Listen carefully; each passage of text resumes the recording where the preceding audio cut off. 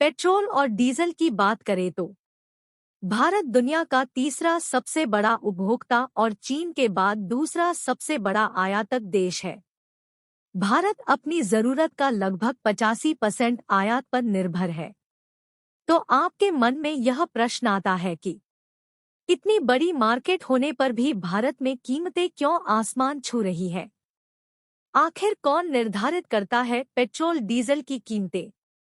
तो आपको यह जानकारी होनी चाहिए कि ऑयल मार्केटिंग कंपनियां प्रतिदिन कीमतें निर्धारित करती हैं, लेकिन पेट्रोल और डीजल की कीमतों में इस पर लगने वाले टैक्स और चार्ज की भूमिका महत्वपूर्ण है। केंद्र और राज्य सरकार दोनों ही टैक्स वसूलते हैं। इसके अलावा fridge, dealer charge, dealer commission भी इनकी कीमतों में शामिल रहता है। इन सबको पेट्रोल और डीजल के बेस प्राइस में जोड़ने के बाद रिटेल कीमत सामने आती है। पेट्रोल और डीजल पर केंद्र सरकार केंद्रीय उत्पाद शुल्क वसूलती है, जो कि पूरे भारत में एक समान है। वहीं इस पर राज्य सरकार द्वारा लगाए जाने वाले वैट की दर अलग अलग राज्यों में अलग अलग होती है।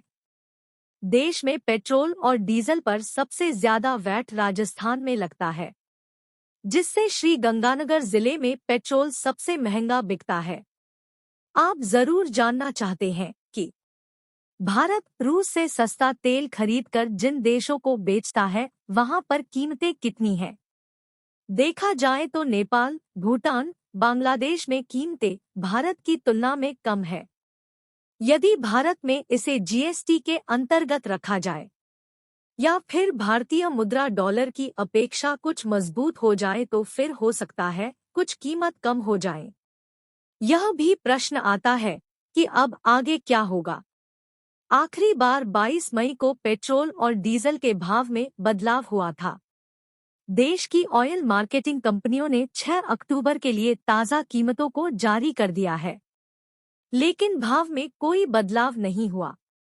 हालांकि सरकार ने अभी तक इस बात पर कोई ऐलान नहीं किया है कि आखिर आम आदमी को महंगे पेट्रोल और डीजल से कब राहत देखने को मिलेगी, क्योंकि इनकी कीमतें बढ़ने से सभी वस्तुओं की कीमतें बढ़ जाती हैं।